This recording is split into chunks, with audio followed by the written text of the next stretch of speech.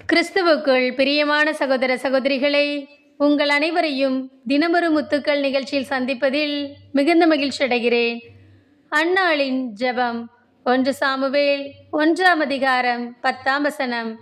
அன்னா மனம் கசந்து அழுது புலம்பி ஆண்டவரிடம் மன்றாடினார். எல்கானாவுக்கு அன்னா, பெனினாள் என 2 மனைவிகள் இருந்தனர். அன்னாவுக்கோ குழந்தைகள் இல்லை.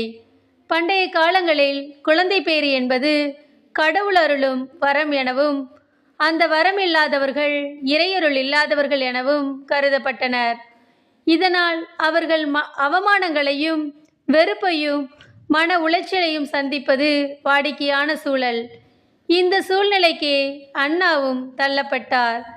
பெனினா அன்னாளை துன்புறுத்தியும் அவமானப்படுத்தியும் கொடுமைப்படுத்தினாள். ஆண்டுதோறும் அன்னா சீலோவாமில் உள்ள ஆலயத்திற்கு வருவார். வந்து மனம் கசந்து அழுது புலம்பி ஆண்டவரிடம் மன்றாடினார். ஆண்டவரே, எனக்கு ஒரு குழந்தையை கொடுத்தால் அதை வாழ்நாள் முழுவதும் உமக்கே கொடுப்பேன் என்று பொருத்தனையோடு அழுது ஜெபிக்கிறாள். அவளுடைய ஜெபத்தை பார்த்து ஏலி, எவ்வளவு காலம் நீ குடிகாரியாயிருப்பாய் என்று கூறினார். அன்னா, ஐயோ, நான் குடிகாரி அல்ல, மனம் நொந்து ஆண்டவரிடம் வேண்டுகிறேன் என்று பதில் கூறுகிறாள். ஏலி அவளை பார்த்து, கவலைப்படாதே, கடவுள் உன் விண்ணப்பத்தை கேட்பார் என்று கூறினார்.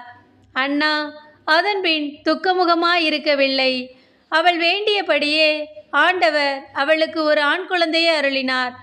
அன்னாளின் தளராத விசுவாசம் பல ஆண்டுகளாகியும் அவள் இறைவனை விட்டு பின்வாங்கவில்லை.